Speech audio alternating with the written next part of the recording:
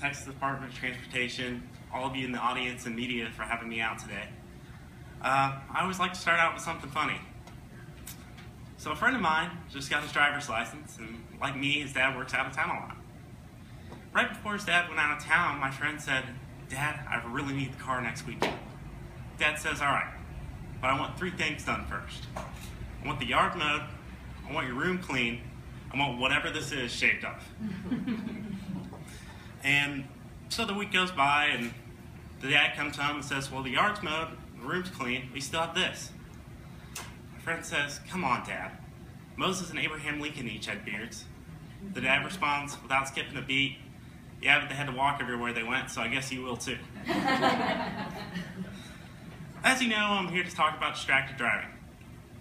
As we get started, I want you to keep in mind 3 numbers: 153.3 billion, 660,000, and 3,154.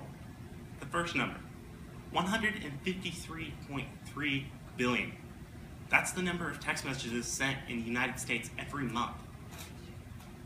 660,000. That's how many drivers are using their cell phone or another handheld device at any given moment. Now I want you to think about this. When you're driving home, there are over 600,000 people paying more attention to their phone than driving. And the last number, 3,154. 3,154 deaths in the United States because of distracted driving. That averages out to about 8.6 deaths every day. I've even read that has grown to 11 deaths every day.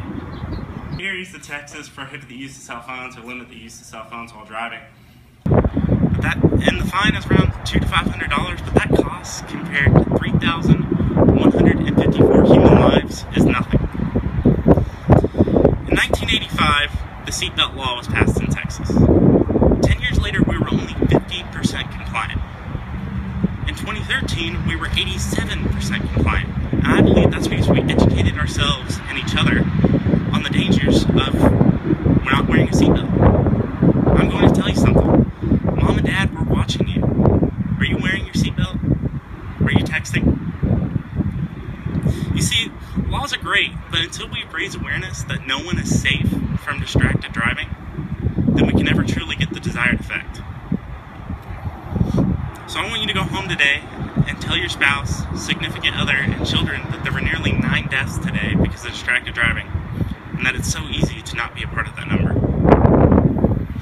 Being a race car driver, I try to do as many appearances as I can, and one thing people always tell me is, "Wow, you race cars? That's really dangerous. Do you get scared?"